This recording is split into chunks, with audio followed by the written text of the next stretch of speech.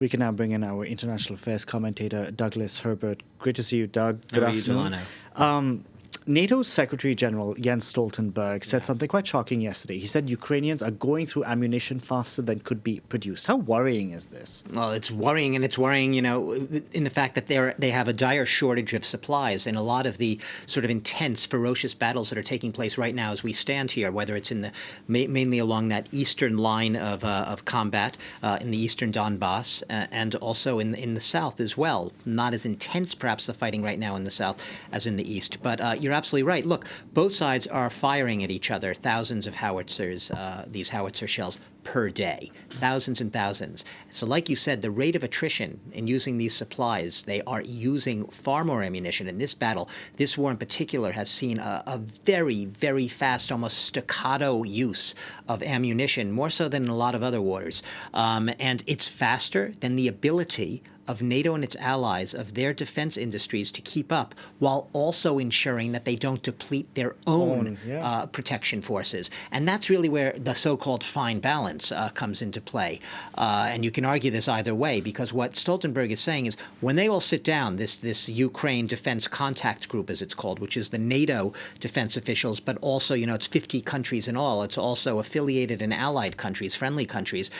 What they're going to be figuring out is, how do you keep that supply going? Ammunition, ammunition, ammunition to Ukraine. Because remember, those weapons, what purpose do they serve? All the heavy guns, all the heavy artillery that's been supplied, if you don't have the ammunition, whether we're talking about Soviet caliber ammunition for the Soviet era heavy guns that are still being used a lot by Ukraine, or the newer tanks and heavy artillery in the pipeline, few have been delivered, which require NATO ammunition and to be produced in NATO countries, newer caliber ammunition. So it's an extremely difficult equation, and it means ramping up defense production in all of these industries. Just to give you an example, so U.S., right, the so-called mightiest military in the world, the Pentagon has been trying to ramp up, or intends to, within the next 2 years, ramp up its artillery shell production by 500%. And even with that, there are real concerns in the U.S.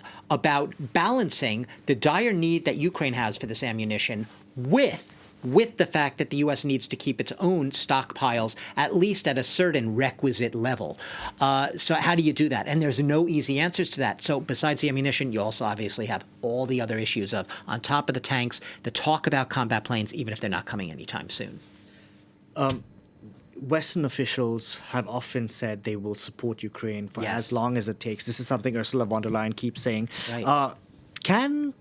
Will they be able to fulfill that pledge? Yeah, what you're saying is the political will seems to be there, unless you just want to call it cynical posturing, saying the right thing at the politically correct time. If they really mean it, we will stand with Ukraine as long as it takes. And you're right, it's been on the lips of every official who wants to be seen as being on the right side of history, standing in solidarity with Ukraine. How do you do that? Based on what I was just saying, how do you keep the supplies and the tanks and the weapons? How do you keep it coming, enough of them coming, and keeping that industry fulfilled? I just said that the combat planes, last couple of weeks ago, we were talking about the tanks. The tanks are the big issue. Finally, they got some pledges of tanks. Even those, there are questions. Will it ever be enough? Will the tanks make a strategic difference? The deliveries haven't started about that. Yeah, the British tanks will be first. The Leopard tanks will start to come. But even the Leopard tanks, Olaf Scholz is saying, the Leopard 2 tanks, the heavy tanks from Germany, probably won't be coming from until the end of March. A lot of these supplies, the contracts are signed now, or training for them begins now. Sometimes it's 12 to 28 months or even longer before that it actually makes its way to the pipeline and arrives on the battlefield, where just about any European diplomat will tell you that's where Ukraine needs the weapons, here and now. And that's the reason that we right now see Russia. It's not the offensive yet to come. Russia's offensive has begun. It is ferocious. Russia is just throwing infantry, waves of infantry. It doesn't want to risk of damaging its heavy tanks, too many of that. It's more concerned about damaging its equipment than a lot of the human lives. It's literally throwing waves of soldiers and infantry to try to feel out the Ukrainians. The offensive is underway. It has started in earnest, and it's already ferocious. How do you keep up with that? The Russians are using this window because they know it's going to take time for the ammunition and the tanks and the heavy weapons that might allow Ukraine to hold its own and make some advances to come. So this is now, between now and perhaps the beginning of spring, is when it's really going to count. Thank you very much for that, Douglas Herbert there.